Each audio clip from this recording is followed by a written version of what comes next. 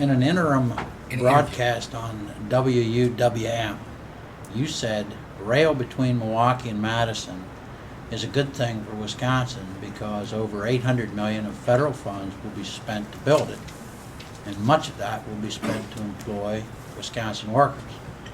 But in that interview, you did not attempt to defend the rail line on grounds of likely financial success once it's in operation. Is that financial success assured? If Wisconsin taxpayers had to buy the rail line with their own money, would you still advocate building it? And this is asked by me for Chuck Bainton, a member of the committee from Whitefish Bay. Well, I do support the line, so that there's no confusion. I support the line as part of a larger network.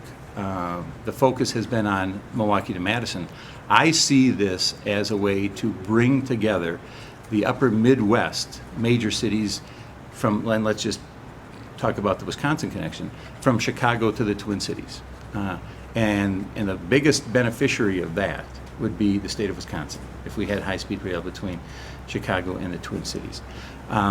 This money has been appropriated by Congress, and the money is designated for high-speed rail only. And I would say, I think it's safe to say Scott Walker wants to make this a defining issue in this campaign. I think that he's right in that, in a sense, it is a defining issue in this campaign, because it goes to how we approach the issues and how we convey the information to the people of this state. He knows, and I know, that this money can be used for one thing and one thing only, and that is high-speed rail. There were 4 states that were the major winners in this process: Florida, Illinois, Wisconsin, and California. We were the 4 winners with billions of dollars of applications in. We were the 4 winners. As far as I know, Wisconsin is the only state that received 100% funding for its capital investment. In fact, I was talking to the candidate for governor in Florida. Florida is receiving $2.3 billion.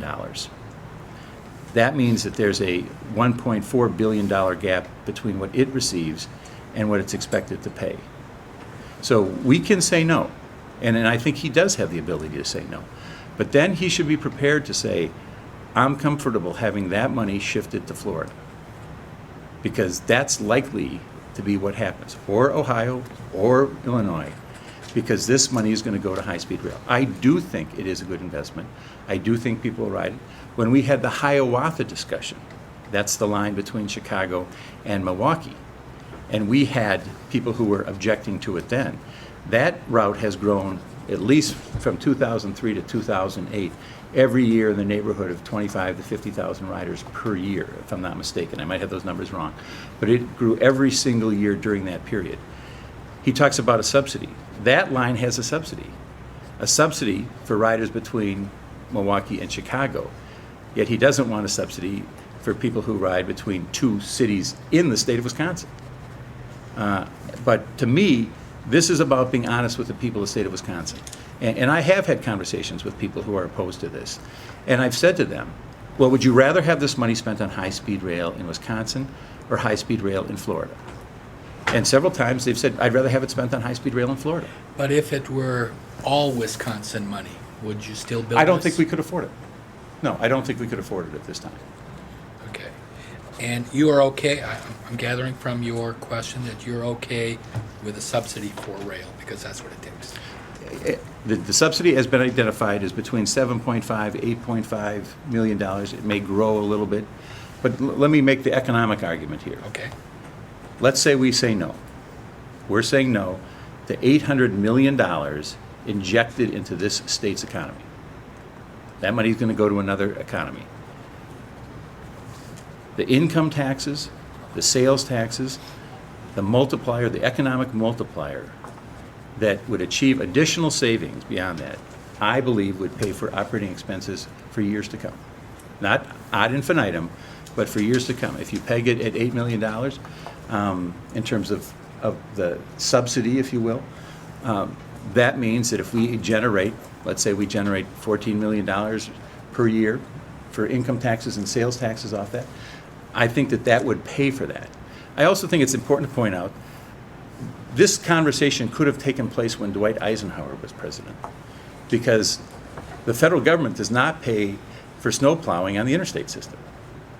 And this is an attempt to tie different communities together here in the upper Midwest. And I will say this, if there's an issue you're going to ask me what's been the biggest surprise in this race, it would be this issue.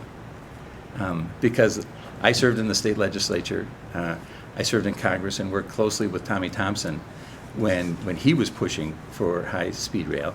And I have to point this out because it's important.